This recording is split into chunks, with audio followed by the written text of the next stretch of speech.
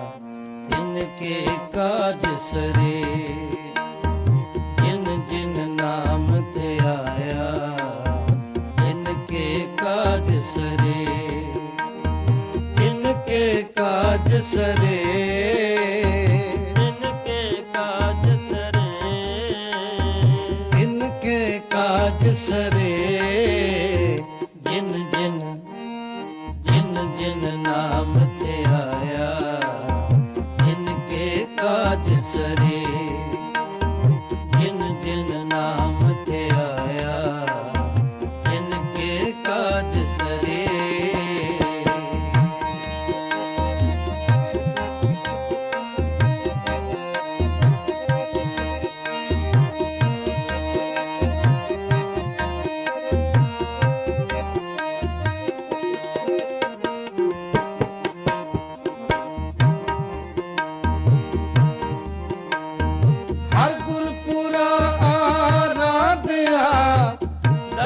साच करे,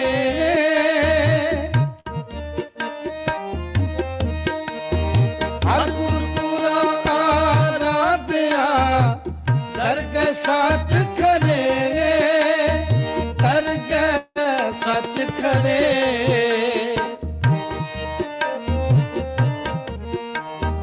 दरगह सच करे, जिन जिन जिन जिन नाम ते आया, तिनके काज सरे, जिन जिन नाम ते आया, तिनके काज सरे, तिनके काज सरे, तिनके काज सरे, तिनके काज सरे, जिन जिन जिन जिन नाम ते आया, तिनके काज सरे, जिन जिन नाम ते आया, तिनके काज सरे।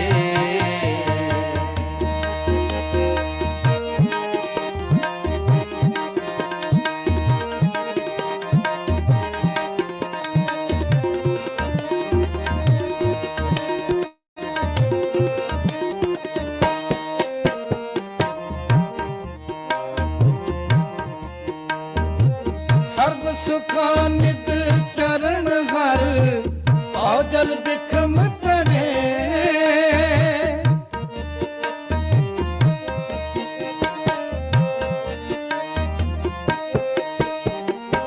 सर्व सुखानित चरण हर, औजल बिखम तरे,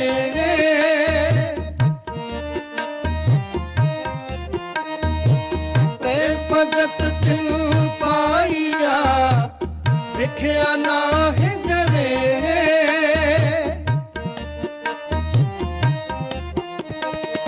प्रेम भगत तिन पाइया, विख्या नाहि जरे, विख्या नाहि जरे,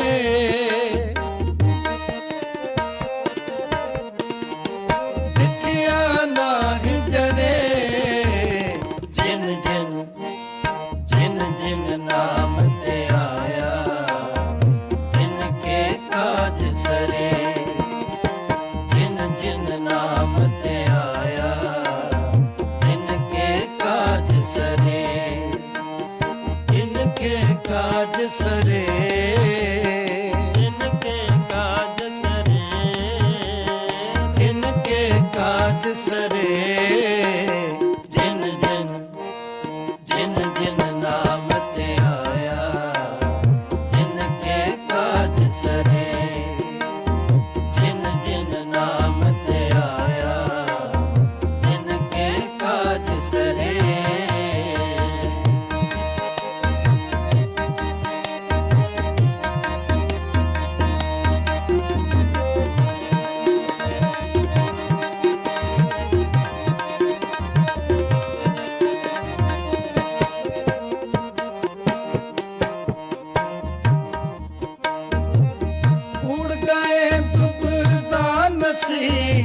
पूरण साथ बने,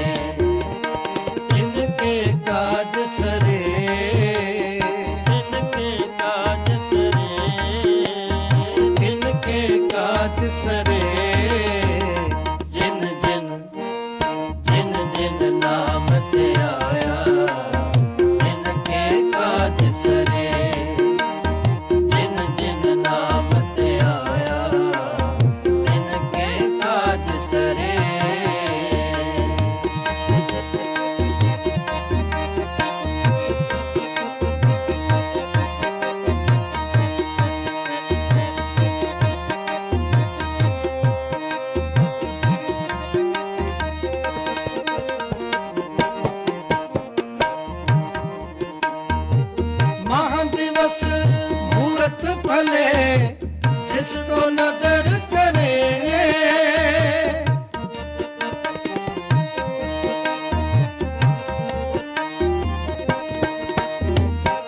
महादिवस मूरत भले जिसको नदर करे।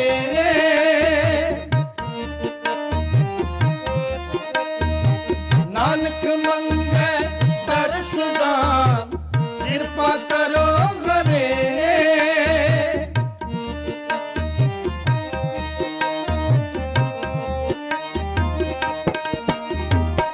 नानक मंगे तरसदान कृपा करो घरे।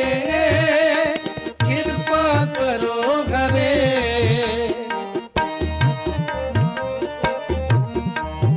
कृपा करो घरे। जिन जिन जिन जिन नाम ते आया तिनके काज सरे। जिन जिन नाम ते आया तिनके काज सरे। तिनके काज सरे। जिनके काज सरे। तिनके काज सरे। जिन जिन नाम ते आया तिनके काज सरे। जिन जिन नाम ते आया तिनके काज सरे। हर गुरपुरा आराध्या दरगह साच करे। हर गुरपुरा आराध्या दरगह साच खरे। हर गुरपुरा आराध्या दरगह साच करे। दरगह सच करे। दरगह सच खरे। दरगह सच करे। जिन जिन जिन जिन नाम ते आया तिनके काज सरे। जिन जिन नाम ते आया तिनके काज सरे। तिनके काज सरे। जिनके काज सरे। तिनके काज सरे।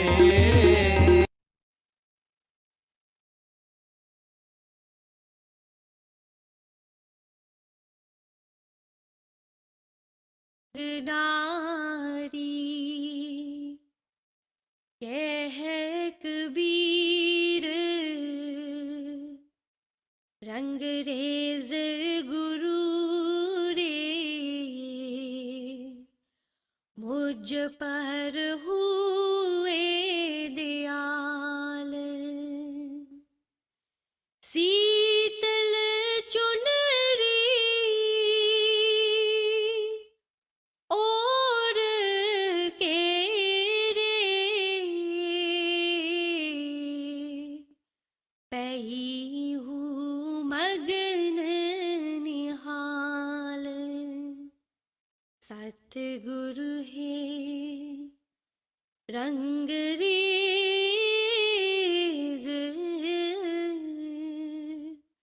चुनर मेरी रंगदारी। सतगुरु है Rangrez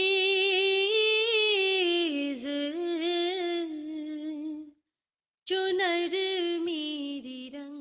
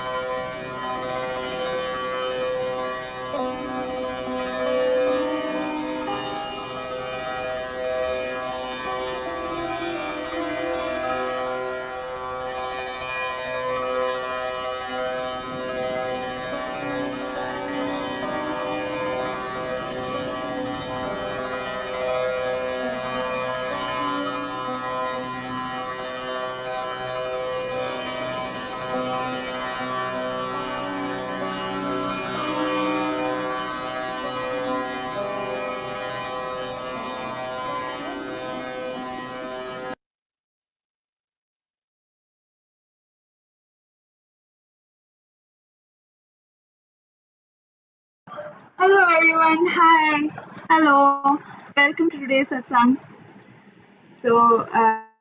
Today's song is by Stephanie. If we hold on together, that is the title of the song. Then we have introduction by Michael. After that, we have today's talk and poem by Sadhana ji, and topic will be Blessings of Sadhguru, poetry by Sahajo Bai. I'm sorry if I pronounced it wrong. Then we'll have a short dhyan session of 5 minutes. Then we'll play Master's YouTube video, and then we'll do group meditation with lovely devotion. So thank you so much. Let's start with the satsang. Let's start with the Shabad.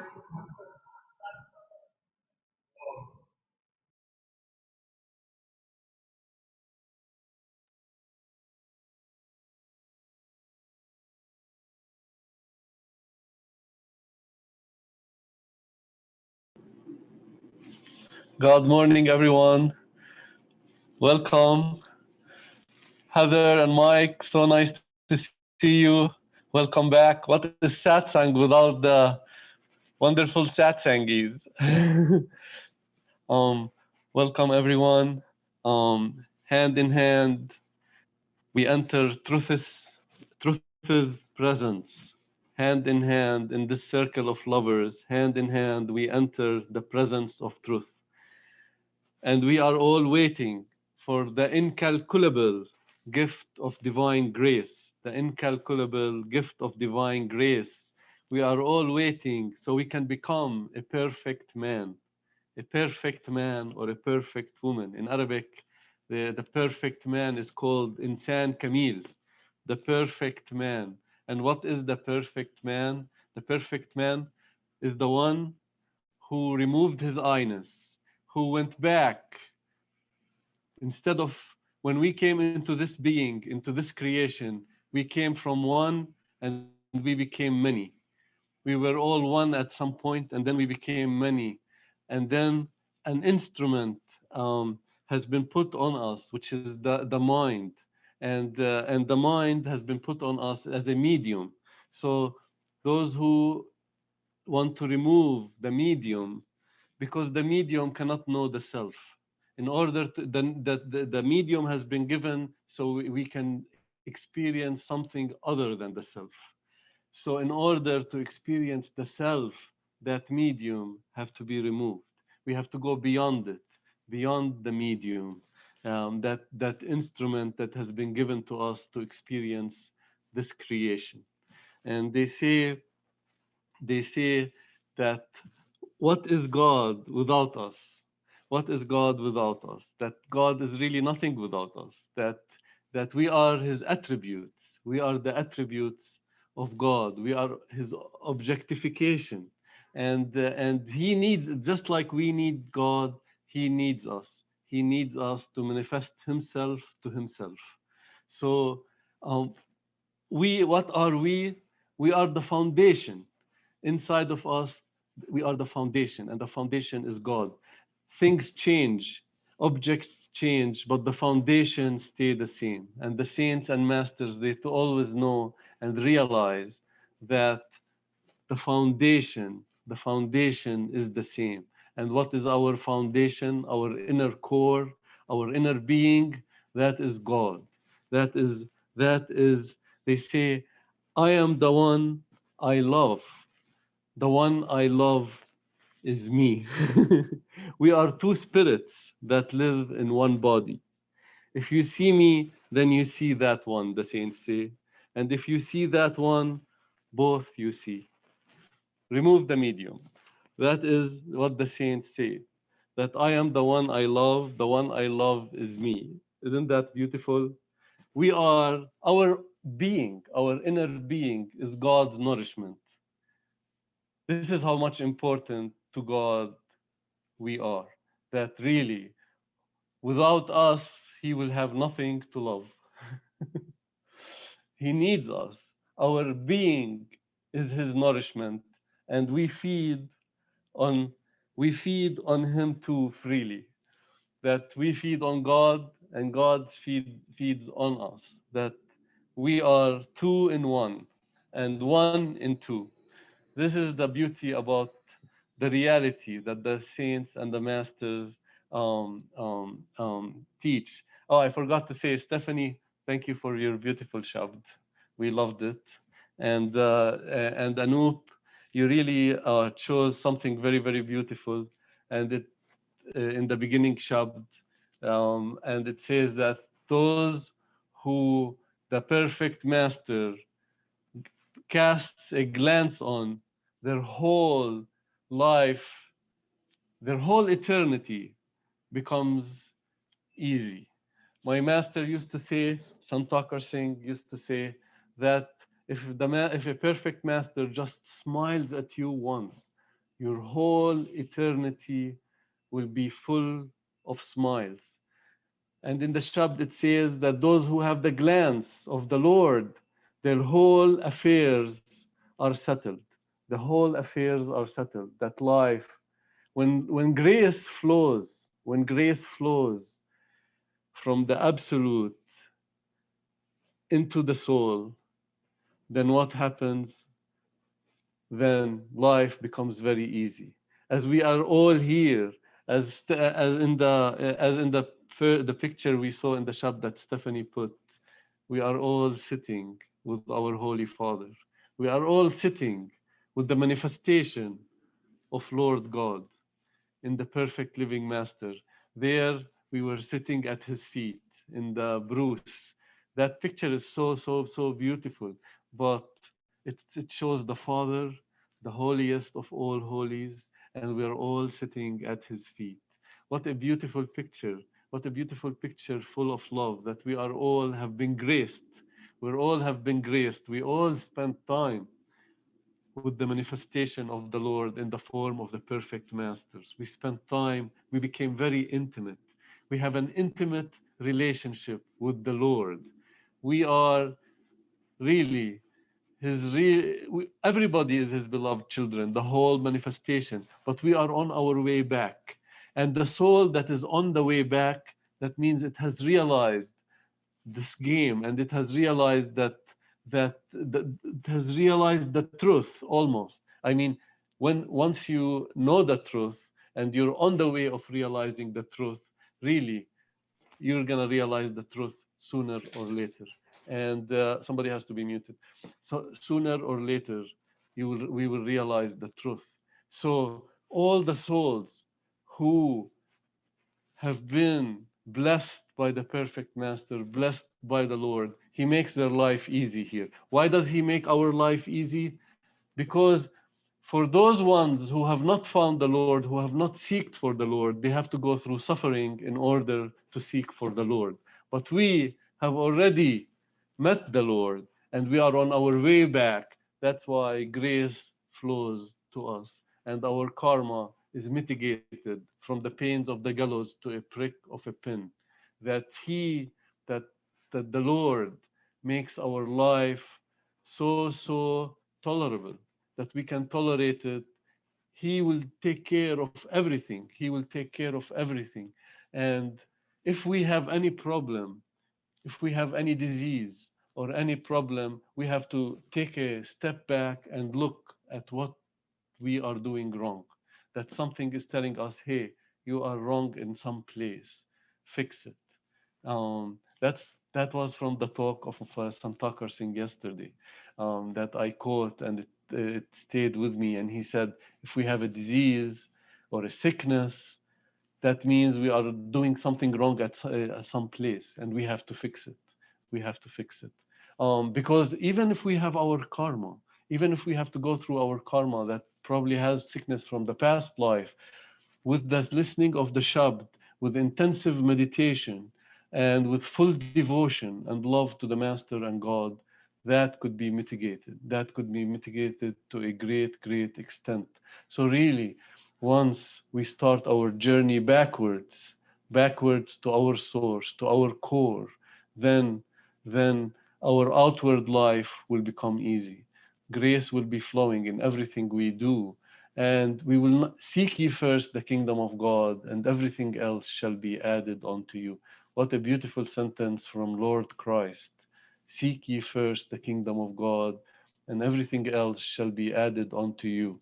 And we can experience the words of the saints and masters. We don't have to believe them, we have to experience them. And once we are really on our way back to God and the kingdom of God, and we are connected with the holy light, with the holy sound, and we are developing our love and devotion for the Master, and the more we increase that love and devotion, the more grace will flow on us. It's the trust. The more we trust that God can do for us, then He will do for us. And if you hear what the saints and masters who are more advanced than us, they tell us, then we will be mesmerized. The saints and masters say that somebody who have reached God realization, who has who have went beyond time and space. Sometimes what happens, and that's from the talk of Greg yesterday, which was so nourishing in his satsang, and he said, Greg Lavelle said that saints sometimes when they sit and meditate and even their body disappears, they go back to the source. And he was saying that sometimes when the saints and masters are sitting with us and they're meditating like in satsang, they have to keep they have to keep themselves in the body, otherwise they will disappear all of a sudden. And then when they disappear all of a sudden, everybody will freak out. That's why they try to keep themselves. And he was saying, when we reach the source of creation, Sat Lok, and we see how everything is created, he was saying that at some points, that when we reach that high stage and our body disappears, then we can see how God is creating it back through the light and the sound and putting it back on earth and creating memory for it. That really, like when we hear these words from the saints and masters, it just gives us more faith and more trust that God can do everything for us. He can do everything for us. He can be our doctor, he can be our lawyer, he can be our banker, he can create everything for us. This whole show that we are going through, he can recreate it. He can recreate it, he can change it. He can change it, and he can, that everything we see is God. Everything we see is God.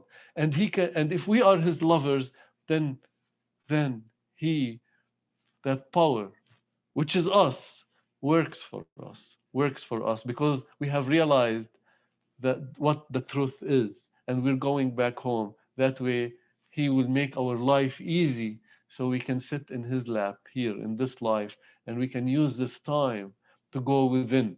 He will take care of all our problems or our diseases, everything. He will take care of it, so we can have more time to go within, more time to enjoy his company with God and in the kingdom of God. That this is the beauty of the life of the disciple, the devotee, the true disciple. What is the true disciple?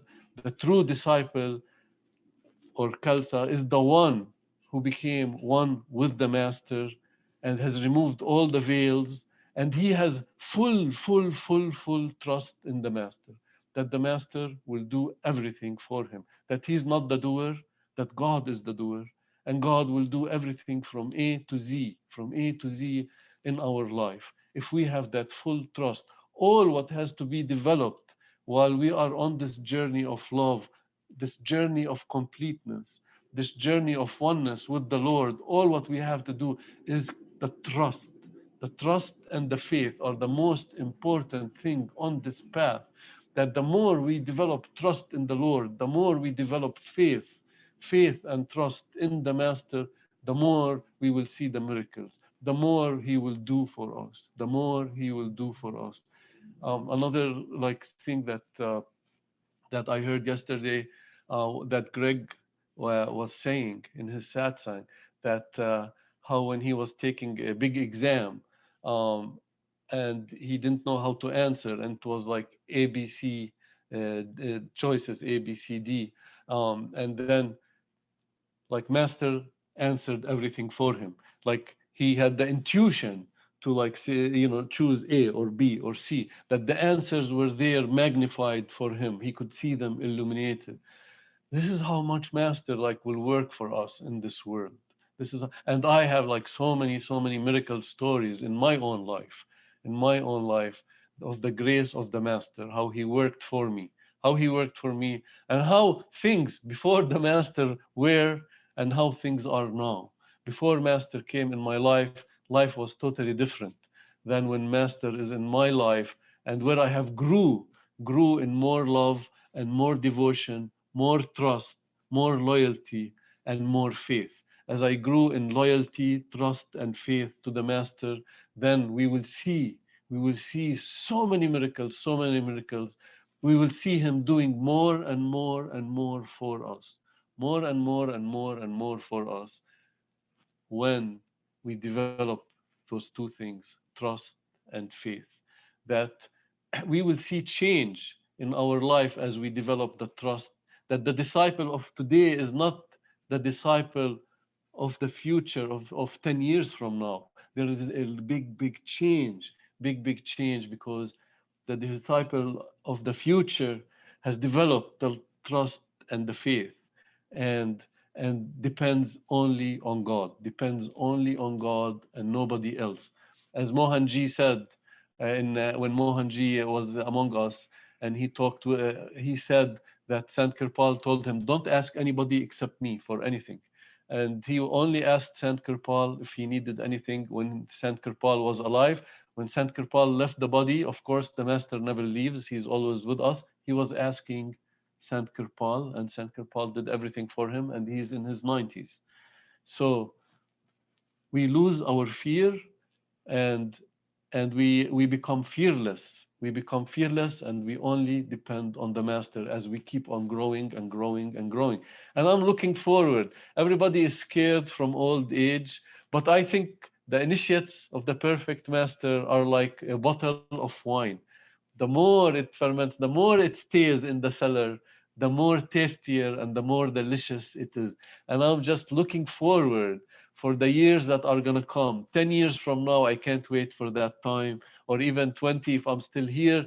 But that time will be a really glorious time, as we every day we grow a step towards God. At some point, we're going to fall in the lap of God, and I am the one I love. The one I love is me. That will be written on our head, that we will become that one, that there will be no difference.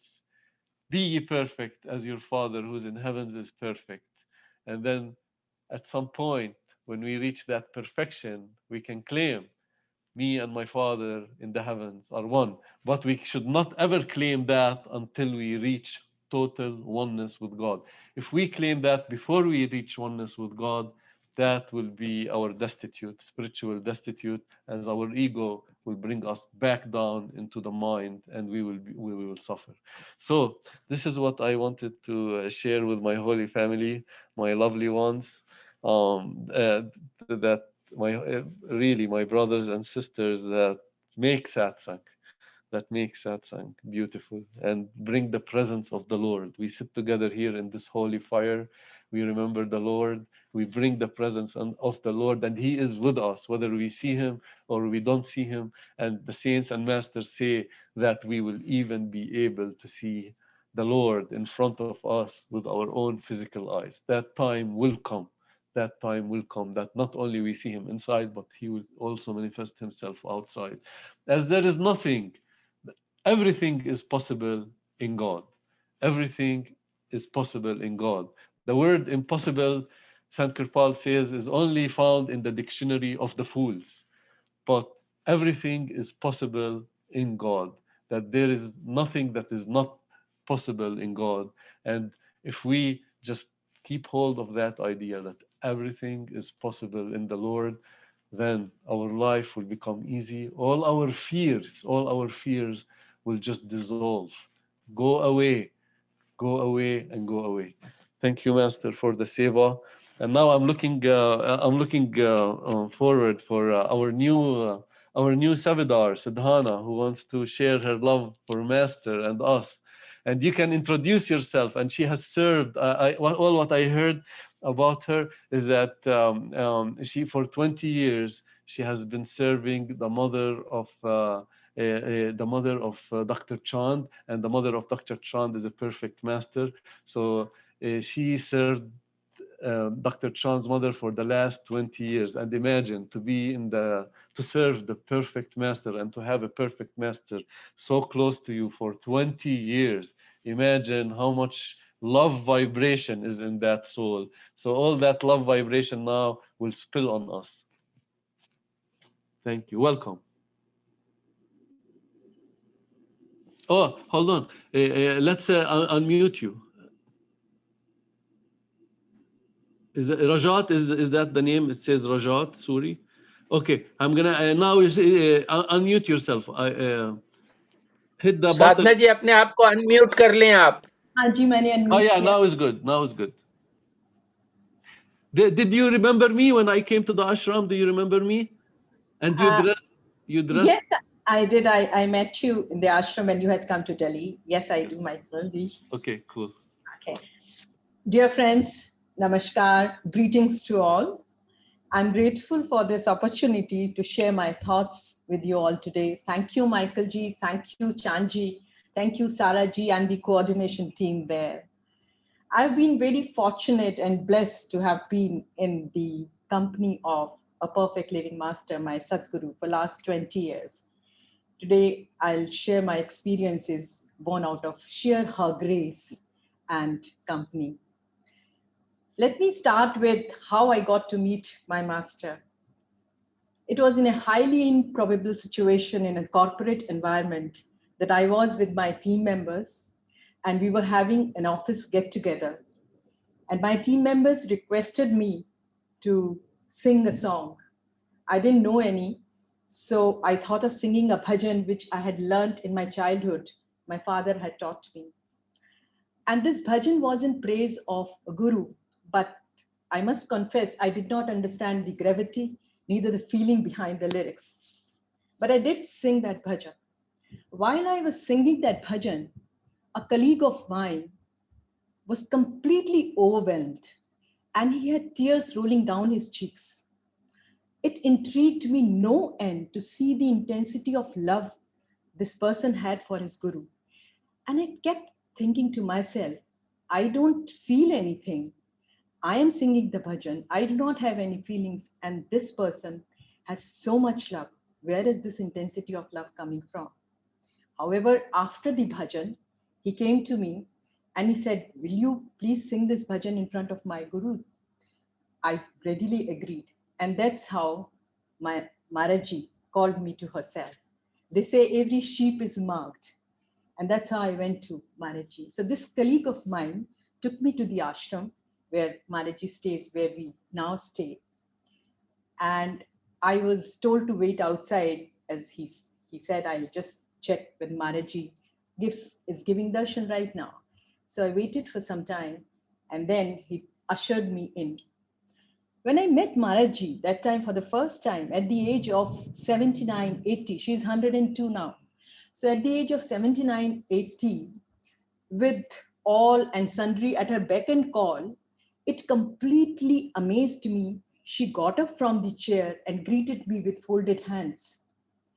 And looking at her humility to the extent of embarrassment, I simply looked at her and thought, it has taken me years to understand what is the depth of this humility in saints. Even at that point, it left a mark on me.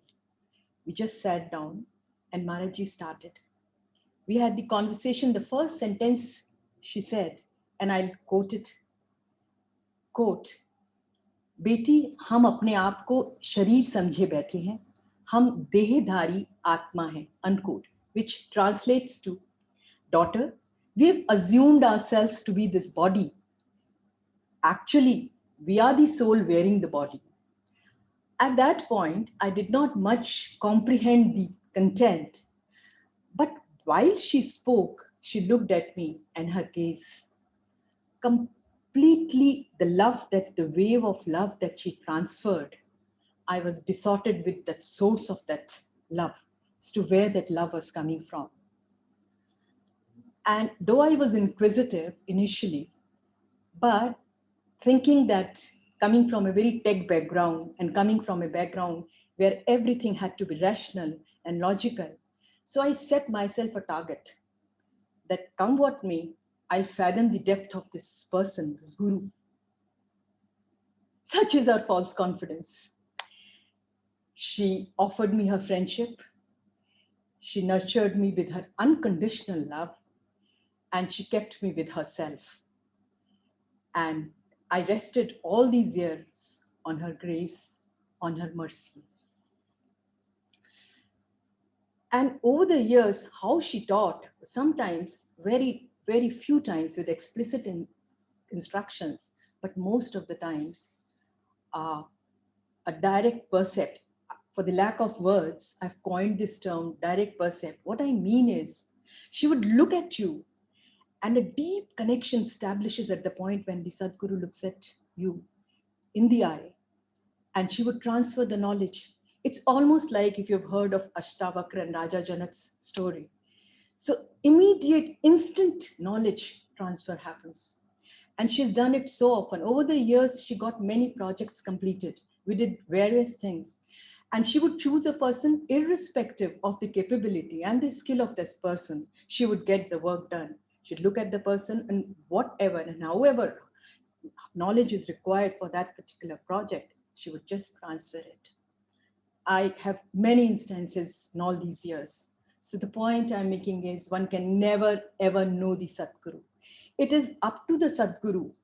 As much as the Sadguru wants the disciple to know, that much we get to know. Else we can never ever fathom the depth. And over the years with her divine drishti, she expanded my understanding. And where at a level where I thought I had some stature and I was good, over the years, I started becoming small and small, almost a speck of dust. And Sadguru grew larger and larger till I completely gave up trying to measure her depth. And that's how Maharaji remained with me all these years. As regards the path, as I've understood her path, what she's taught us, basically the Sadguru plants a seed and then nurtures it with unconditional love. That's what she's done. Have I done anything? Nothing. But having said that, all that we need to do is to surrender. Surrender, call it of our ego, of our vices, or whatever. But this surrender always projects a challenge. You overcome one challenge, the other challenge comes up. You overcome that challenge, another one appears. And I think that also is the evidence that you're treading the path, because you'll never be without challenge. And if you are on the path and there are no challenges, I think we need to really look at what we are doing. Maharaji always said, once I was sitting with her, we used to sit in the morning outside the ashram, and I asked her, I said, Maharaji, what is it that's needed to see the Lord within, to know you? And she said, surrender is potent. Completely surrender to the Guru. And believe me, I still have been trying to completely surrender. But in this surrender, only thing that comes in between our mind, it says, no, it cannot happen. Whatever challenge comes, it completely initially rejects it and says it is impossible. But if you keep at it and follow the path, slowly the challenge diminishes. And then you gain access to the higher challenge. That's how it continued with me, with Maharaji over the years. So all I can say is one needs to follow the instructions of the Sadguru implicitly as well as explicitly, and without letting the mind come in between, without having the interference of the mind. I have seen our effort has very little significance. It is the mercy, it is the grace, it's the blessings of the Sadguru that has all the significance. Having said that, I also see the path to effortlessness only comes after putting utmost effort, because the mind comes in the way. It does not believe that you can get something without any effort. Even if you are staying with the Sadguru, you see magic unfold, you see miracles, you see so many things, and yet the mind needs a subscription, that I need to put in some effort. So the mind comes in between, and for the mind to go again, I think it happens with the grace of the master. Maharaji always says, whatever is your external situation, that is a reflection of your internal situation. More often than not, what we keep doing is, even to enhance our inner progress, we try to change, or we try to bring in harmony our external situation and put in lot of effort to change the external situation. Maharaji always said, life does not flow outside in, it always flow inside out. So all what you need to, so often, so many things, I would put in effort, run to Maharaji with utter helplessness and ask her, what do I do? And she had only one solution to all the problems: meditate, listen to Shabad Dhun. Sometimes it peeved me. For every problem, she has one solution. But I now understand it indeed, life indeed flows from inside out. The moment the consciousness alters inside and you tread, first ramification is that your external situation changes. And over the years, what happens is, automatically, you see the magic unfold. Automatically, your outside, your external situation completely harmonizes with your internal state. In the beginning, I wasted a lot of time staying with Maharaji, trying to change my external situation. But it took time, and that's what I did. For me, if I really say now, everything Guru's done, I have done absolutely nothing. As they say, Satguru Pura Bhetiya, Puri Hove Jugat, Hasandya Khilandya Pivandya, which Pave Mugat. If you meet the perfect living Satguru, your effort is over. Puri Hove Jugat, your effort is over. You don't need to do anything. It's laughing, playing. Satguru takes you and takes you to the path of enlightenment and takes you to the path of liberation. I think I have all along the many instances, and I, that would become very long, so many examples, but I felt everywhere it was my Sadguru, did everything for me. While staying, I was in the job, and for me, as a very ambitious person, coming from a tech background and having a career, coming to Maharaji, the pursuit of spirituality, it was her grace. All along, whatever happened in my life, it's all of my Sadhguru's grace. Maharaji often used to have a couplet she would, when she would give discourses, say, in gist, so many people ask, what is the summary, Maharaji? And she would say, Tulsi ya sansar mein, panch ratan hai sar, Sadh Sang, Satguru Sharan, Simran Seva Dhyan.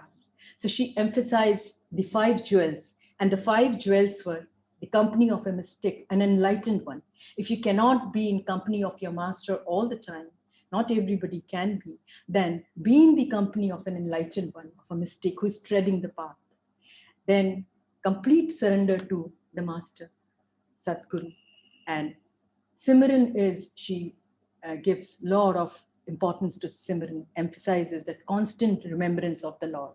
So much so, she says, if you're at it and if you're in constant remembrance, irrespective what you are doing, you may be doing your work, but inside, if you're in constant remembrance of your Satguru, then even without sitting in dhyan, your Shabad will open up with just constant, because constant remembrance completely cleans the impressions from eons on our soul. So she said, Simran is important, and then obviously Seva. Seva is not for others. Seva, we do it for ourselves. Every Seva that we do is to our own self, and we all understand it, and this group understands it beautifully well. And Dhyan is the ultimate, which is, if we do all this, then eventually dhyan automatically happens. And even if you are working, you do not then have to sit, whatever you are doing, you are in dhyan, in contemplation of the Lord. So basically, that's the gist of how she put the path. But for me, if I have to say what is this path, I would just put it in two words: the Guru. As it is, Guru is a Sanskrit word where Gu means darkness and Ru means light. So one who takes from darkness to light. And that's what my Sadguru is over the years doing, has done to me and is still doing. Maharaji also said that once you are initiated, it's just not that you got initiated and you start doing your bhajan, that only one particular mechanical doing bhajan and initiation won't lead you anywhere. You are sum total of the choices that you make in life. Whatever you think, whatever you're doing, whatever choices you are making, just think whether it is taking me inward or it's taking me outward. And based on that, whatever the answer, you make a choice. So at any point in time, wherever you are sum total of choices that you make. So that's what Maharaji taught me all this time. And here also, I would like to share my first meeting experience with Ishwar Puri Maharaji when he came to Delhi to our ashram. We were very eager to receive him and were waiting for master in another form. And but to my mind, I was very keen to observe as to what sparks fly when two great saints meet. So when Maharaji actually came, I was with my Maharaji in the room, and Ishwapuri Maharaji came, and we were just three of us for some time.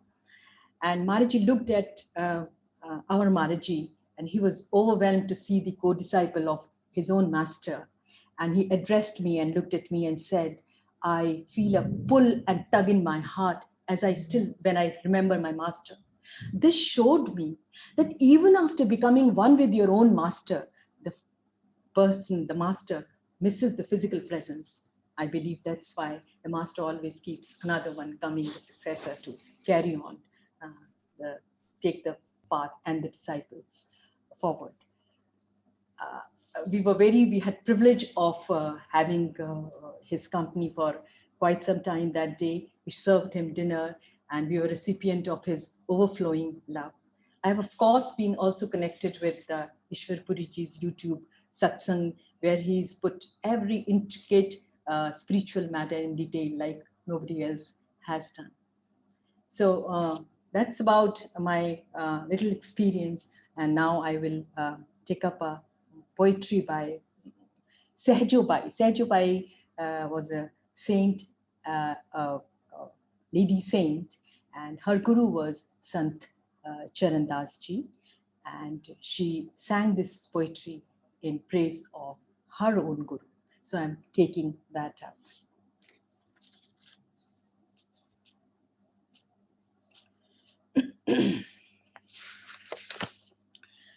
Ram तजूं पे गुरु न बिसारूं, गुरु के समा हरि को न निहारूं,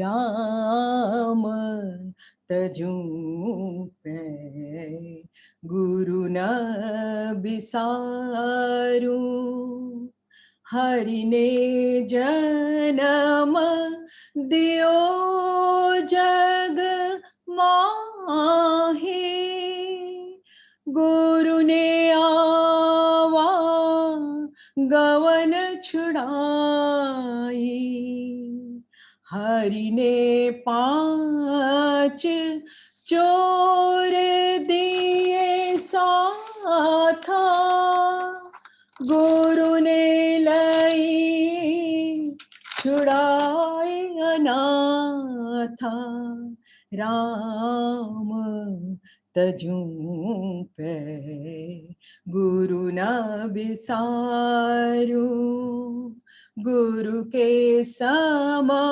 हरि को न निहारूं, राम तजूं पे गुरु न बिसारू हरि ने मोसु आप छिपायो गुरु दीपक देहि ताहि दिखायो फिर हरि बंध मुक्ति गति लाए गुरु ने सबहि भरम मिटाए राम तजू पे गुरु न बिसारू चरण दास पर तन मन वारू गुरु न तजू हरि को तज डारू राम तजू पे गुरु न बिसारू गुरु के समा हरि को निहारू राम तजू पर गुरु न बिसारू Sejobai says that the Lord has given me birth, the five vices, and closed the door of liberation, but and also hid himself from me. But my Guru is showed me the path of enlightenment, showed me the path of liberation. So in her assertion, she says, if I have to choose one over the other, I rather would choose my Guru and leave the Lord. That is all for me. I pray to our Master to give us the strength to still remain on the path, steadfast. Thank you all. Wow, thank you so much. The love was amazing that was flowing. We appreciate it, and thank you, Master. Thank you. We will see you soon again with more love. Okay, well, now I was gonna play a minute of Dr. Chan's mom for you who don't know her. So because now we talked about her, she will bless us with her grace. So I'll play a video of her for 1 minute, and then afterwards I will play our Holy Father Ishwar Puriji. Okay.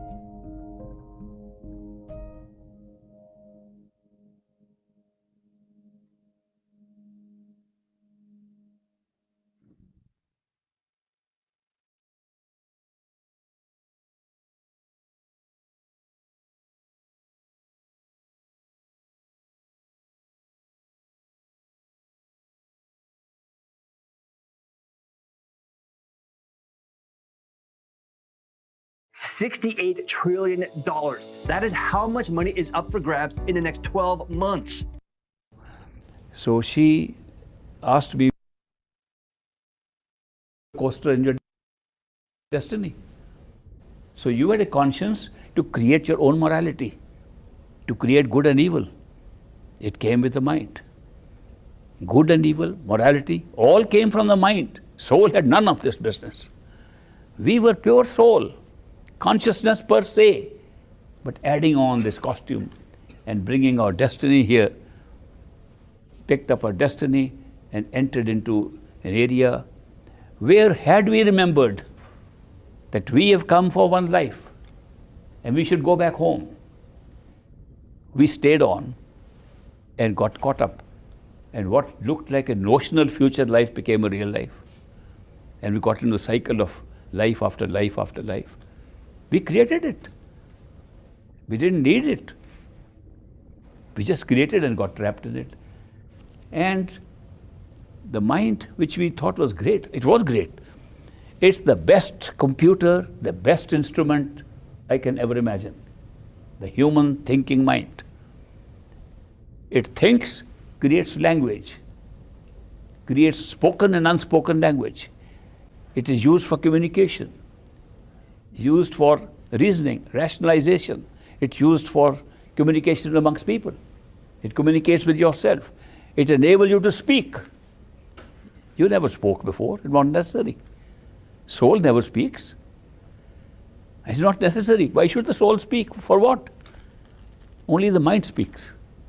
And in order for the soul to communicate through the language of the mind, it began to use the mind to speak.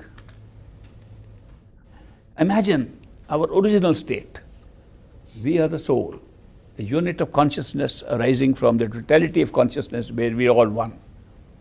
We individuate for an individuated experience of the many in the one. We experience the many by individuating into souls. And then to delve into an adventure land, we put on the costume of the mind and get into karma, morality, good, bad, punishment, reward. All the system comes up. It was never there. And we speak. But one good thing we retained, that whereas the mind can speak, it cannot hear.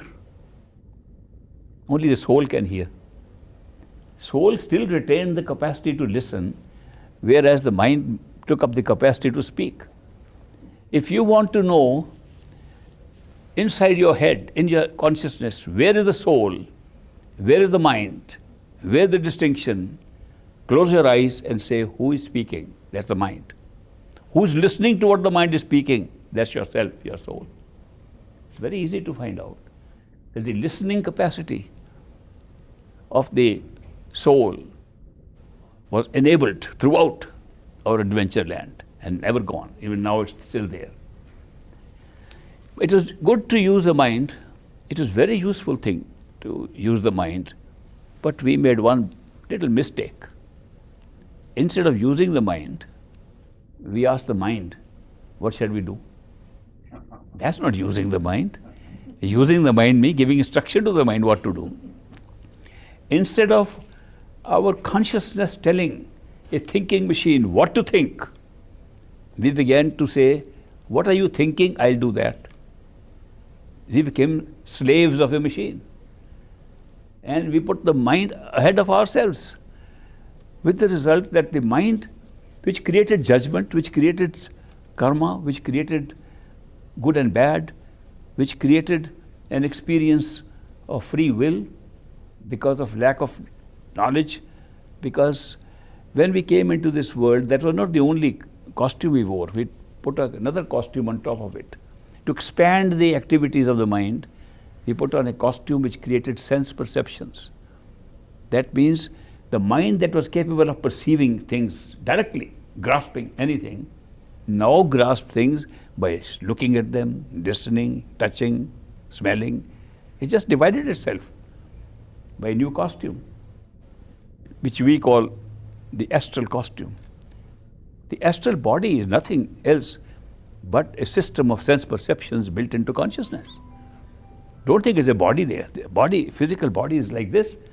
The astral body is merely the ability of consciousness to operate through the mind and sense perceptions. That is the astral body. Causal body is no body at all, it's just the mind. Thinking mind is the causal body. But when we put on that costume of the causal body and got into these different ways of perception, then we decided to put on a real big one.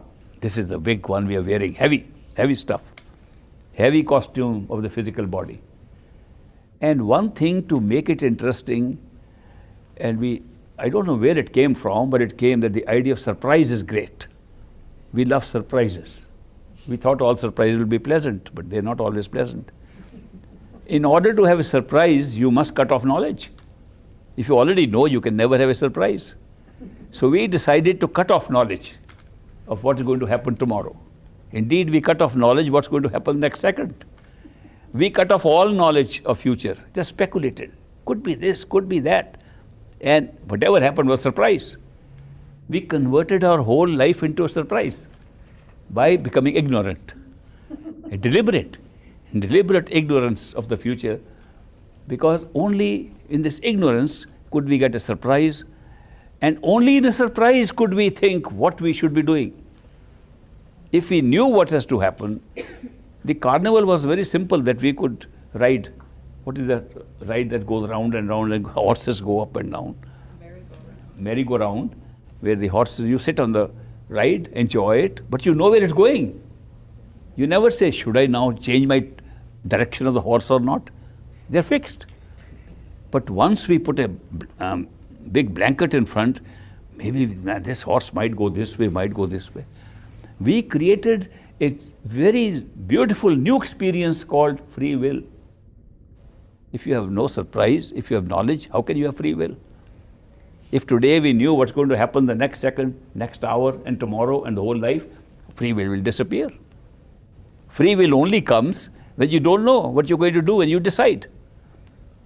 And the trouble is with free will is that when we say, should I go right or wrong? Should I go north or south? Should I go do this or that? When we say, okay, I'll do this. If without knowledge we feel it's a decision we are making now, and we open up our DVD and find the DVD says at this time and at this place you will say, should I go here or there? Should I do this? And that's what you will do. What looks like choice making is written up there. Actually, everything is written up. But we divided it here. We divided our life into two parts. That which is destined, we can't do anything about it. And that where we felt we can do something about it, we can make our own choices. This division was very vital to the activity of the karmic law. The law of karma merely said, if you feel you should do this and you think it is good, you'll be rewarded. If you feel this is bad and you still do it, you'll be punished. And it did not take into account that it had already been written up there. You allowed yourself to be rewarded and punished based upon your current experience, totally forgetting it was written up already in the destiny. So what happens? You got an experience of free will.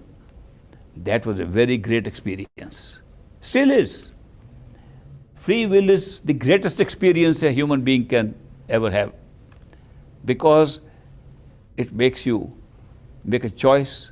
At least you feel you're making a choice about your own destiny, as if your ability to make a choice is so free that nobody knows what you're going to do. Of course, somebody knows. Somebody has to know.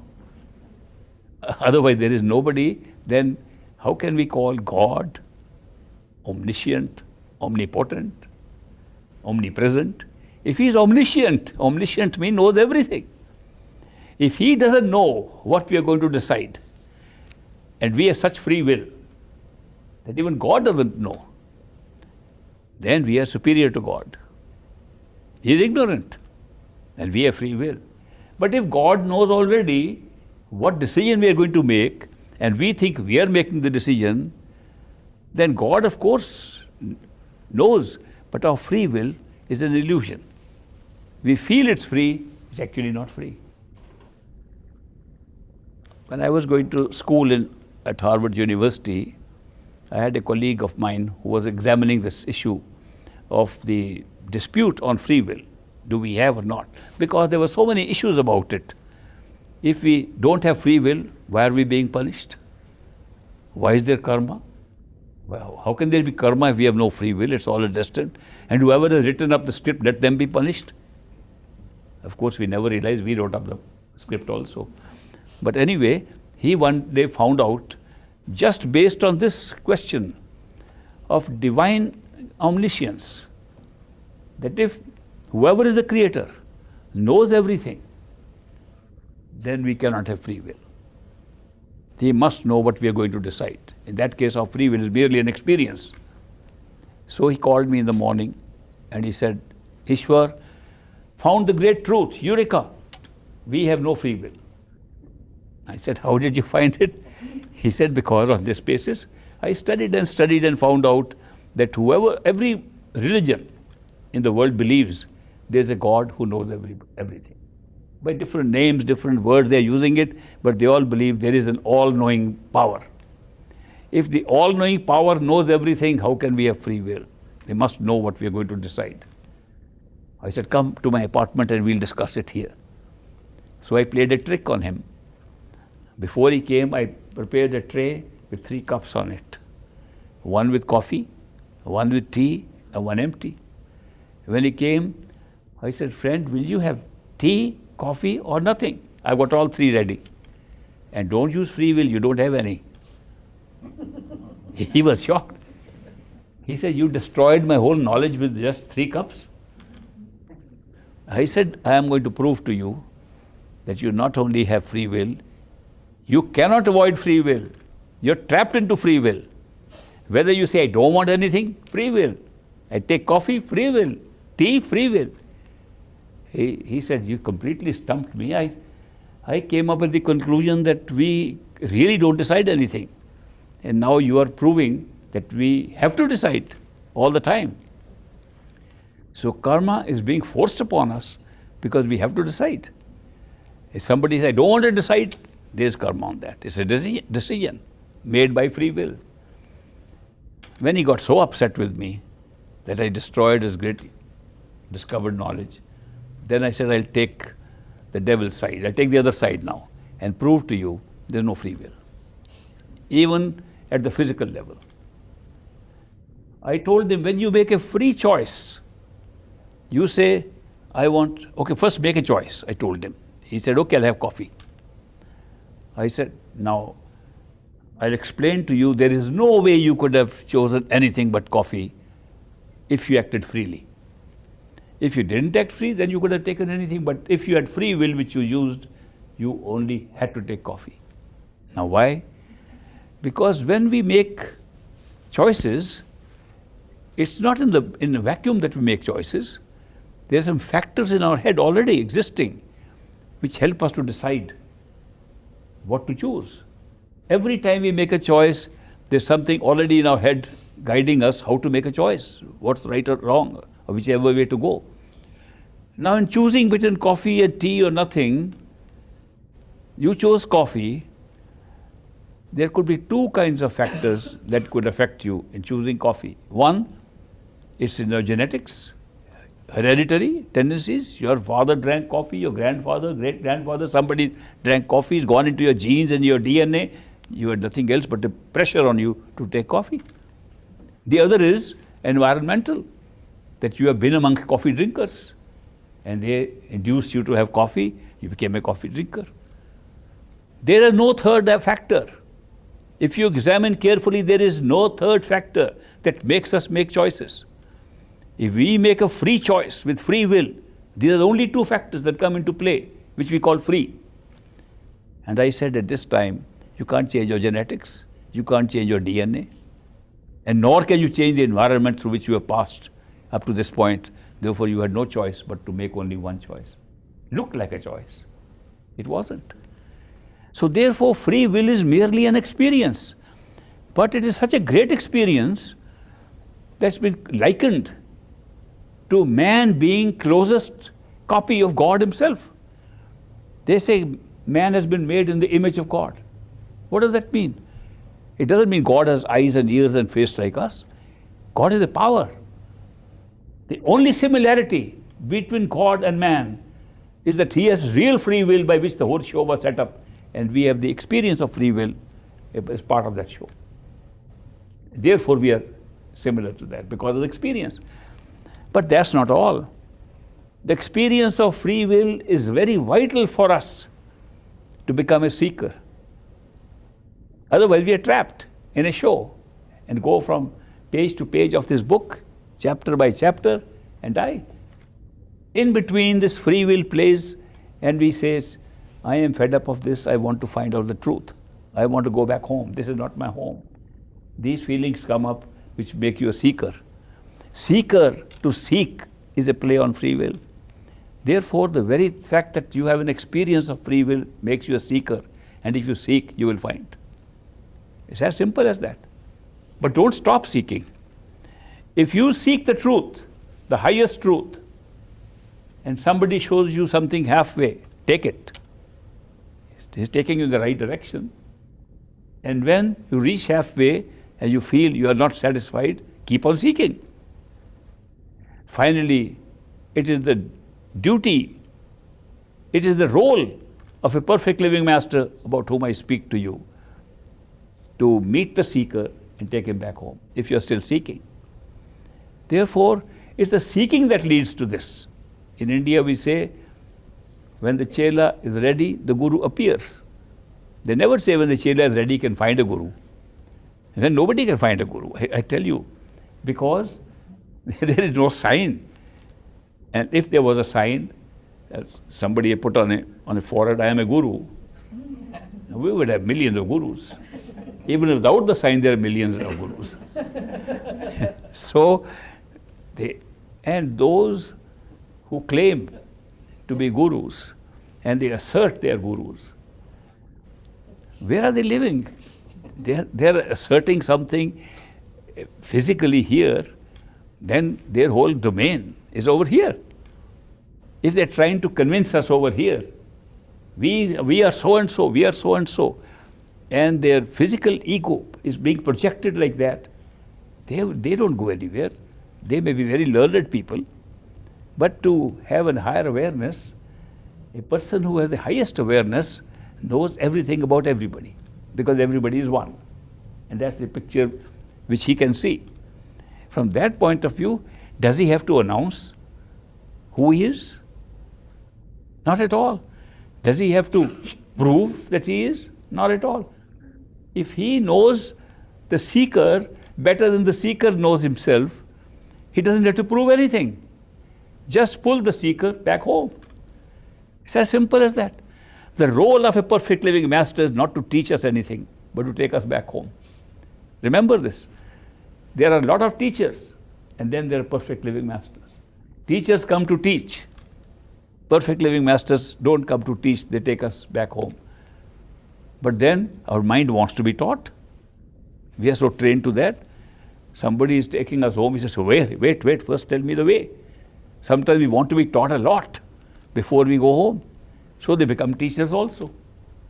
But sometimes we want to be taught so much that we waste a whole lifetime trying to be taught. There's a story of a man. Sometimes we tell these stories, it makes a point. Story of a man in India, in a village. You know, villages have wells with no parapet walls, nothing. And they just dug up directly. And there's a tendency one can fall into it. One intellectual guy was walking and he fell into a well.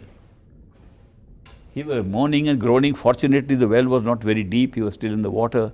And his moaning and groaning was heard by a passerby who came and said, come on, hold on, I'll help you.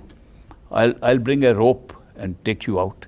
He said, first hold on, first explain to me why I fell here. He said, I don't know why you fell. I only know that you are fallen and now I want to take you out. No, but how am I sure you'll go and bring a rope? And even if you bring a rope, how am I sure you lower it to pull me out? And even if you lower the rope and I start climbing, how am I sure you won't drop me down again? Answer all these questions, and then I'll let you go and bring a rope. He said, can't we discuss all these things after you come out of the well? You are in a bad shape already. Let me bring a rope. So he went away to bring a rope, and this man is still thinking, how can I trust him? I have some doubt about him. So the man brings the rope and lowers it. He said, now first convince me that you will not drop me down. He said, if I had to drop you down, why did I bring the rope? He said, you might be interested in dropping me down. I don't know. The story is just, he says, look, if you want to stay in the well, stay here. I leave the rope here. And he walked away. When we have questions, intellectual questions, which create so much doubt, and we are not willing to take a leap of faith at all, we can spend a whole life on seeking and not finding anything. Therefore, seeking doesn't stand by itself. Seeking is carried on with a certain amount of faith. And that faith comes not from rationalization. The faith does not come by intellectual conviction. Faith comes from love and trust of a person. If you feel true love coming from a person, you trust that person. There's nothing that creates real trust and faith than the experience of love with a person. Fortunately, love does not arise from the mind, nor from the senses, nor from the body. It arises directly from our soul. Therefore, if a perfect living master has to take us back home where our soul belongs, his method will be through love.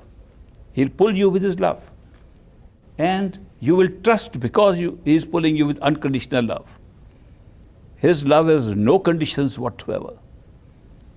All the love that we talk of in this physical world is really attachment, which we call love. There's a big distinction between love and attachment. In attachment, the ego plays a big role. In attachment, you have to say, I love you. I is very prominent when you say, I love you.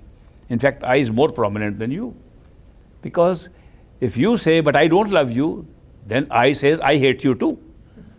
So what kind of love is that where the I plays such a big role, the ego plays a big role? What happens in real love? I'm not saying there's no real love in this world. Plenty of it. In real love, you forget the I. The beloved occupies that space in your head where the I was sitting. And you can think of the beloved and not necessarily of the I. And therefore, in pure love, you identify. For a while being, you put your ego in the back bench and you identify with the beloved, which is a very different experience. In other words, in attachments, you experience at the most togetherness. In love, you experience oneness. It's a very basic difference in the two. Love pulls you. And that love of a perfect living master is so unconditional. He does not love you for what you give him. He doesn't say, what have you done for me lately? He doesn't ask those questions. He loves you if you love him. He loves you if you don't love him. He loves you if you hate him. He loves you if you kill him. That's not common, but that's the quality of a perfect living master. That's the unique quality of unconditional love, and it's that which really pulls us and eventually takes us beyond the mind, because that love is coming from the soul and is pulling our soul from here, not pulling our body and mind and sensory systems, which are only for experience here, for a joyride here. We use these mind, senses and body only for the ride in the carnival. They were not designed to be permanently with us. We were supposed to leave all these behind and go back home. We put on different costumes to have different experiences. You could shed off one costume and have another experience. We do have.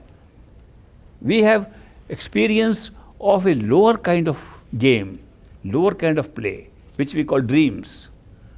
When we go to sleep, we have a dream. In the dream, we run around. It's a different body. The sleeping body is lying in the bed and we're running around. What is common between the sleep body and the body that's awake? Only one thing is common. the feeling of self is the same self that is sleeping, the same self is running around the dream, and the same self will be running when we are in the mind alone, same self will be in the soul. Same self will be in the totality of consciousness, which is our true home. The self never changes. It's the persistence of the self that creates a direct connection between all levels of creation. If the self changed, we would have lost somewhere. But the self is always the same. We play games at the physical level, sometimes dipping into dreams. Dreams can be terrible sometimes. They can be nightmares. Some of us have very bad dreams. And in the dream, we can cry, scream, and wake up and say, thank God it was a dream. Don't you realize that even if life is bad here, when we'll wake up from this one, we'll also say, thank God it was just a dream. And we worry so much about the negativity and all bad things happening here. Thank God you wake up from it and say it was a dream. There was no reality in it.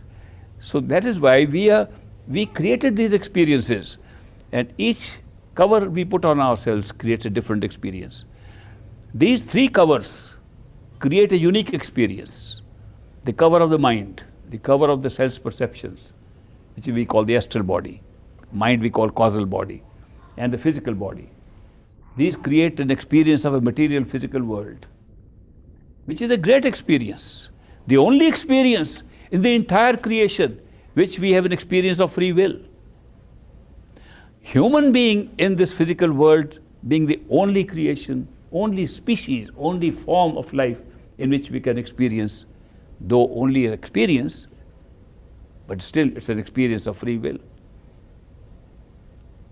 The soul which we talk of, life force which creates life, is in everything, in the plants, it's in the insects, it's in the birds, it's in the animals, it's in us, it's in angels, it's in gods, goddesses, it's in everybody.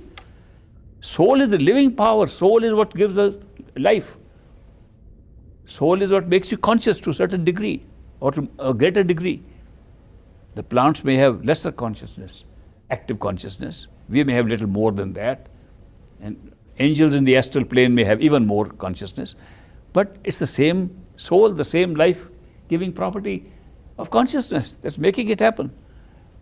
But they don't make decisions. Plants don't make decisions, animals don't make decisions.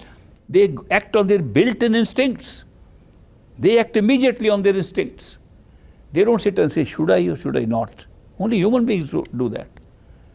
Should I or should I not? On the one hand, it creates karma. It creates actions which are good or bad. When you say, should I or should I not? It puts you into responsibility for your actions. Even though the script has been pre-written for your life, and destiny is fully determined in advance, predetermined. By this act of going through, should I do it or not, you're taking full responsibility for a script that is already written, and you think it's your responsibility taken now. Therefore, karma comes back. And you say, yeah, I'm suffering because of my karma. Think for a moment, if at this very moment you could get the consciousness of who you are, and not your costumes.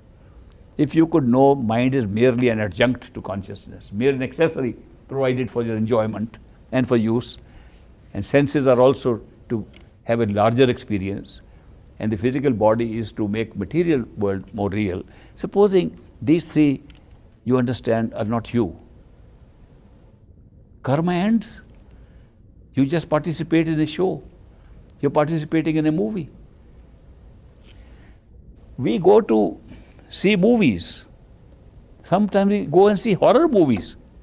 I wonder why a person pays $7, $10 to see a horror movie. We go to see tragedies. We go to see murders taking place on the screen. And while we are seeing the movie, we are sitting in the audience, looking at the screen in front of us, and somebody is having a very bad tragic event taking place, and we are crying sitting there in the audience, forgetting completely it's just a movie. What happens to us? How come we take the movie so seriously and begin to believe it is real? It's a Greek philosopher who gave an answer to this, Aristotle. Aristotle said that drama, at that time there were no movies incidentally, but drama was there on the stage. He says drama is created so that we can suppress our disbelief, take it as real. Because only by taking it real can we identify with the characters and get excess of our emotions resolved. As if it is a useful thing to see drama. We go to see a movie and cry in the movie. At that time we forget it's a movie. Otherwise we wouldn't cry. If we knew it's just shadows, we wouldn't cry. But we laugh, cry, filled with emotions. And we also say, what's next? What's going to happen next? We know it's the same movie running every day. And still we say, now let's see what's going to happen next. I remember a poor village boy once came to the town in India, and for the first time he saw a movie. In that movie there was a scene where a girl is going to take off her clothes and jump into the pool. And he just watches taking off the clothes, but a train comes in front and passes by. By the time the train has gone, the girl is in the pool. He never gets a chance to see. He came 20 times to see the movie, hoping that one day the train will be late. We are watching the train the same way. It's no different. We are thinking now it will change. Destiny does not change. If we had to relive this whole show again, it still be the same. But we think, no, we won't do it next time. If we get another chance, we won't do it. You see, we have been given chances all the time. I tell you a little story about chance, just to relieve the, it's too heavy stuff what I'm talking about. To lighten it sometimes. In this country, I heard when I first came, they said that blondes are stupid. I didn't believe that. Perhaps I still don't believe. How can the color of the hair determine whether you are stupid or intelligent? It's not possible. But then a guy arranged a big conference to prove that blondes are not stupid. He called 100 blondes to a meeting. And he said, I am going to prove to you that blondes are not stupid. So he said, any volunteers? And a young girl raised her hand. So he called her to the stage. And he said, I am going to ask you a simple question so everybody can listen. How much is 10 and 15? Add them, how much is 10 plus 15? A blonde girl said, she made some face like that, like most blondes make. And she said, oh, is it 22? And he said, give her another chance. And the whole audience said, give her another chance. So he gave another chance. How much is 10 plus 5? She said, 12. He said, let's give one more chance. Give her another chance. Oh, the whole audience said, give her another chance. He said, what is 2 plus 2? She said, 4. The whole audience said, give her another chance. Anyway, this was just an aside. We get chances in life. We are always having a second chance, always having another chance. But we get caught up in that. This law of karma is such that we do not see how it operates, and we take upon ourselves the responsibility of its plus and minus things. Imagine the value of self-realization, the value of finding out who we are. This whole thing becomes a show which is a show all the time. All the time you'll be acting on it. You won't change the act. A good actor does not suddenly interrupt his acting and become a bad actor. But you will know you are an actor. Right now we don't know we are actors, but we are actors. We are such good actors in this show and have learnt our script so well. And to make it certain that we forget that we are acting and are real, it's real. Good actors have to feel that it's really not an act, but their real life. Ben Kingsley acted in a movie called Gandhi. Some of you might have seen the movie. In an interview later on, he said, for 6 months prior to the shooting of the movie, he every day had to pretend and learn he is Gandhi. Till he began to feel he is Gandhi. Then he said, now shoot the movie. A good actor is one who doesn't think he's acting, but it's real. Imagine how good actors we all are. We all take we are real. We are the best actors because we don't even consider this an act. Taking the example of the movie again, which Aristotle says is necessary, because what he calls is, translating into English from his Greek, he says, when we watch a show to identify with it, we have a willing suspension of disbelief. It's something willingly we do. A willing suspension of disbelief. We would normally not believe it's real. We willingly, for the time being, while we are watching, we suspend it. Why? For a catharsis of excess of emotions. So our own emotions can identify with it, we can cry, laugh, and feel lighter. That's the purpose of this kind of entertainment. We totally forget that the movie on the screen is merely a shadow, that the real thing is behind us in the projector. We totally forget that it's the light behind the film that's creating a shadow right in front and which we are taking as real. It's identical with the situation here, that we have this light of consciousness inside us, passing through the mind's frames of a destiny, creating this scene in a multi-dimensional screen, a show in a multi-dimensional screen. And we are watching the screen so tightly that we forget who we really are and where the show is taking place. Light is inside. Mind creating the destiny is in front of it. The shadows being cast are on this outside. And we're taking it all as real. We don't look back in the movie theater. We don't look inside here. But if we don't like the movie, we should at least for some time treat it as a movie and get out of it. That's what I feel in this movie. If we don't like it, at least change the reels. Change the DVD. We picked it up. We have the choice to change it. In fact, there are only 3 stages where we feel we can make a choice. One, in totality, the creator, which is our own total self, which is our own reality. At that time, whatever show is set up right there.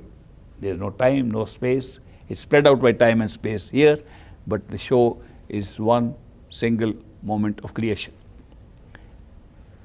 Their free choice to make any creation. Second time we get an experience of free will is when we come from the spiritual, individual soul level to the level of the mind, in the causal plane, and we pick up our destiny. That's a free choice. Thirdly, we make free choices when we are in the physical world as a human being, because then we get subject to the law of karma by that free will. When we choose our destiny, I told people we all chose our own destiny. They said, how could we choose such a horrible life? How could we? Again, we were not blondes or something, or not stupid. Or how did we make that mistake of picking up this life? I said, you didn't see one life. You saw that this one life leads to another life, leads to another life, and at the end there's an escape. A perfect living master appears in your life there and takes you back home. Take that one up. Little roller coaster up and down doesn't matter. That's how we picked it up. We did not pick up based upon one life, we picked it up on what future holds for us, which we could see there. These are different levels of consciousness through which we go. Somebody asked me that you have said in one of your talks that each level looks like the end, like it's the beginning. Each level looks like it is Sachkhand, it's our true home, which is true. Each level looks like our true home. Somebody takes us to the first level and we see everything being created from there, and there's a God sitting there on a throne. So this is true home.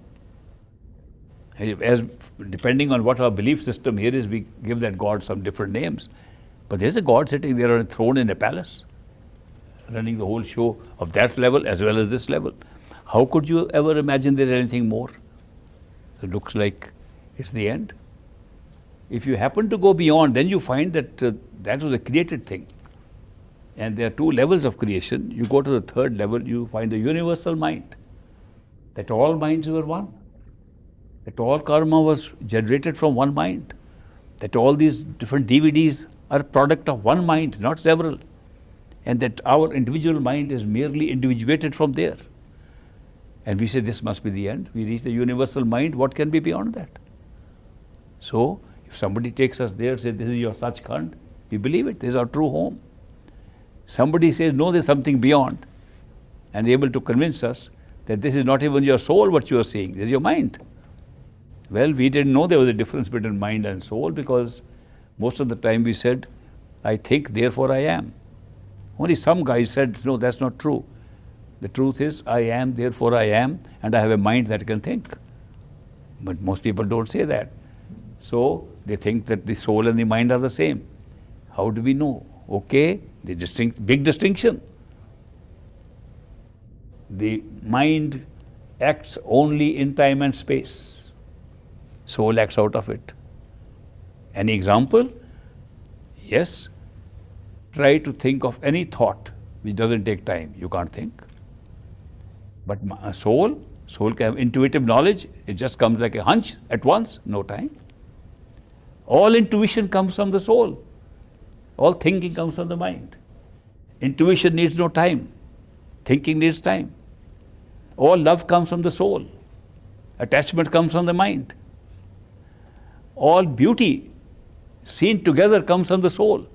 All analytical beauty to break up and see things comes from the mind.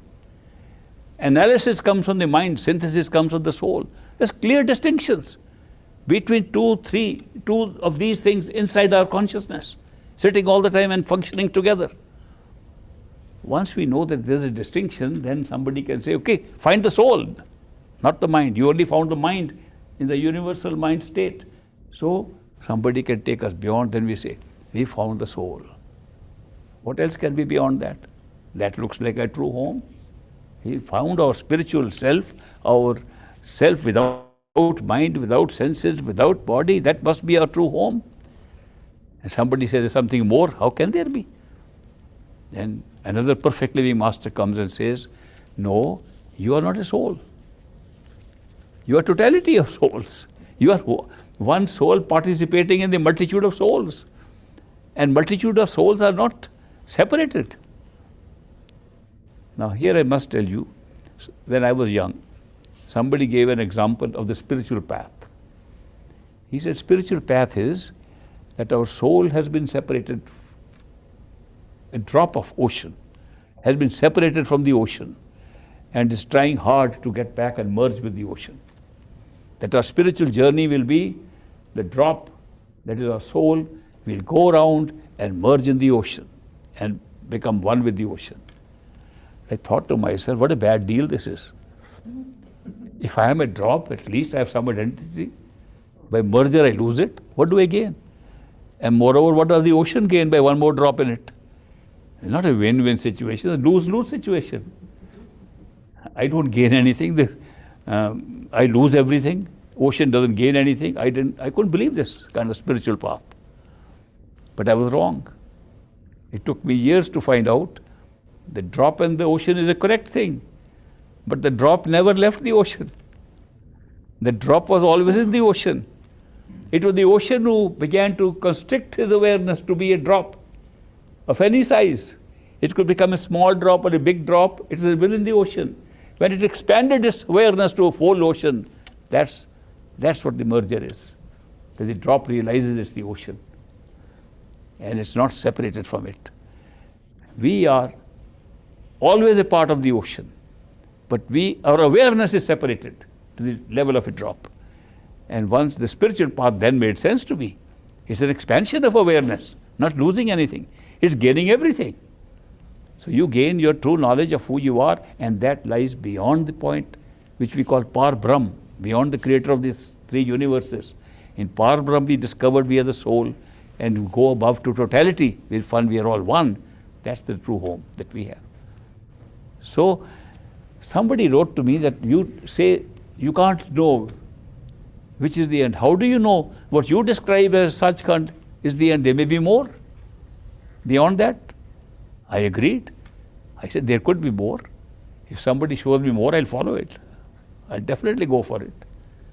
But according to experience, mine and others, it doesn't look like there's anything more, but I'm open to it. It's not that I'm not open to it. He said, but how do you know that you are not talking of the first, second or third stage when you talk of the fifth? I said, I discovered one distinction in every stage, and that was a very vital distinction. I found that time, the experience of time is totally different in each of these states. And that has convinced me that there's a way to know where you are.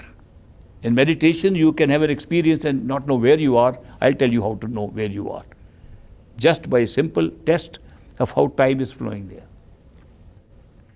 In the physical level, time flows only in one direction, at a fixed pace, and you cannot change it. Our time is governed not by our experience, but by our watches and clocks. If I am having a good time and 2 hours pass and good chatting with friends, and I say, oh, maybe, 2 hours passed. If I do meditation for 15 minutes, it looks like 2 hours. Our subjective experience of time is different. But we don't believe in the subjective time here. We believe in the clock and the watch and the calendar. So here, time is flowing in one direction, generating the experience of what has gone as past, what is to come as future, and what's happening now as present. This division into past, present, and future is the nature of time in the physical universe. Of course, there's a catch in that, but most people don't catch it. The catch is that present, which we say is happening now, cannot have time, because it's now. Before I utter the word now, it was future. After it became past. Where was the present? Present has not even a billionth of a nanosecond in it. Present has no time whatsoever. It's just a meeting point between what we call the future and the past. And yet, everything is happening in that timeless now. And we think it is time flowing in one direction. How did that happen? How does it happen that we only live in the now? Even our past is a memory in the now. Future is a hope of the future in the now. And now has no time. And we say we spend so much time here. The reason is that the immediate past is being called present. What has just happened, we are calling present. We are not calling that which has not happened as present. We are calling what has just happened as present, and actually it is past. Now, you will notice what is past is past. What we call present is also past. It's an immediate, just recent. Recent past is called present. And what about future? If there were 3 words struck from the dictionaries: hope, fear, anticipation. They're actually the same thing. Hope is positive anticipation and fear is negative anticipation. If these 3 words are struck out from the dictionaries, there is no future at all. We create the future with these 3 words. We don't realize it. If you don't hope for something, if you don't fear something, there's no future. Where does the future come from? And in order to hope, in order to fear, you need time. Every hope requires time. It's in the past. Every anticipation is taking place in the past because it's taking time, therefore it's in the past. The truth is the future, what we call future, is also the past. So past is past, present is past, future is past in the physical plane. It doesn't look like it because of our own assumption that this is not past. This is present, and we're giving a time to a present which doesn't exist. But still, the experience of past, which you can never have. Nobody can experience the past, it's gone. So how are you having it in the now? We're having it through memory. There's no other way to know past except through recall. Memory is the only way by which you can know the past. And can you imagine the life which we think is so real is just a recall, just a memory of something that happened? It didn't happen here anyway. When you understand these things through experience, you discover what kind of illusions have been created around us to create a reality here. These are basic illusions creating this reality here. Therefore, at least we feel that it's happening now. It cannot happen now. It has to happen. Then if it happened somewhere else, then it must be replay. Memory, if something didn't happen here, happened somewhere, we are recalling it, must be replay. If it's replay, the DVD is correct. That's what we are playing. We picked up our destiny already programmed, we're just playing it, it looks like it's going through time. What happens when you raise your consciousness through meditation and withdraw it to an astral level, where senses operate as your body, that you can fly because there's no body, physical, material body. You can fly, your vision is 20/20 all the time because there's nothing to block the eyes. Where your hearing is excellent, your clarity is great, and you are there. What happens to time? You can stop time where you like. You like a certain scene, you can stop it. You can't do it here. Now has a value there. Now has a value because you can stop time on any scene you like. When we were kids, we used to play a game called freeze. We ran around, somebody would just freeze, we all had to stop exactly in the position we were and then move. It was just a game. In the astral plane, it's a reality. It's not a game. So time there which can be stopped in the middle, but it still flows in the same direction. Events take place exactly the same way. But we can know it's the astral plane because you can freeze time. If you go to the next higher level, then you make a very big discovery about time. You find there is no difference between time and space. Just like space is laid out and is static, so is time laid out and is static. Just like if we are sitting here, Minneapolis, and I say I have to go to Chicago, I'm not creating Chicago. Chicago is there in space. I can move from here to Chicago. I can travel to Chicago. I can travel there, but Chicago is there. In time, all events are already there. You can see them.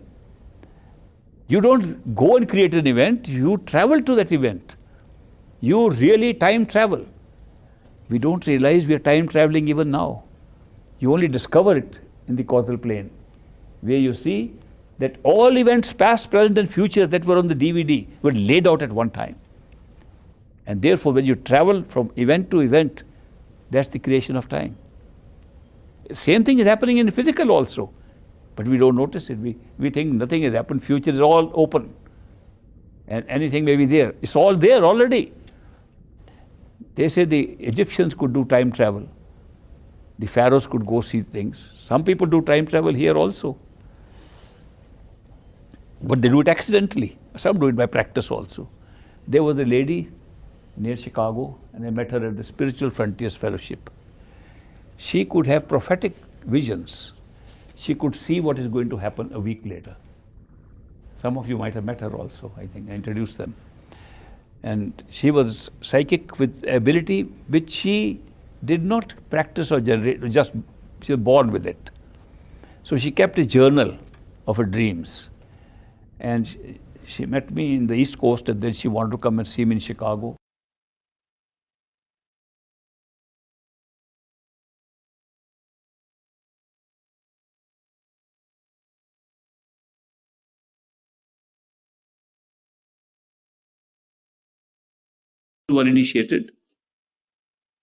Those who are initiated will use their mantra given by the masters.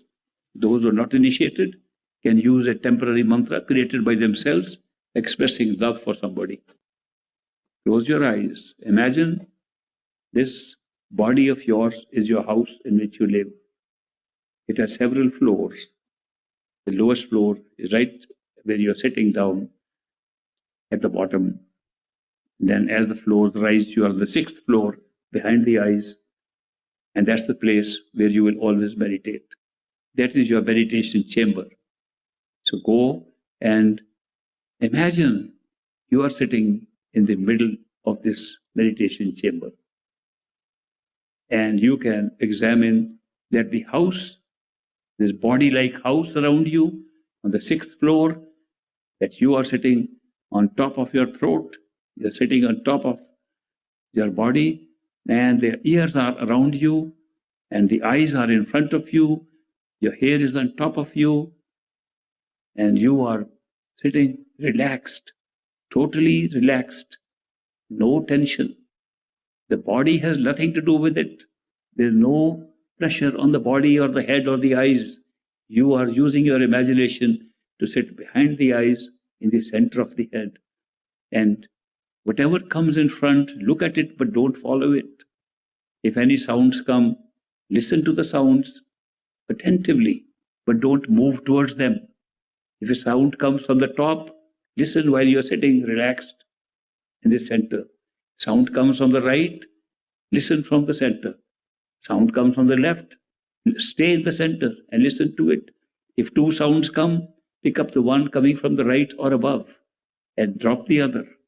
And if a sound seems to be around you, pick up that and listen to it attentively.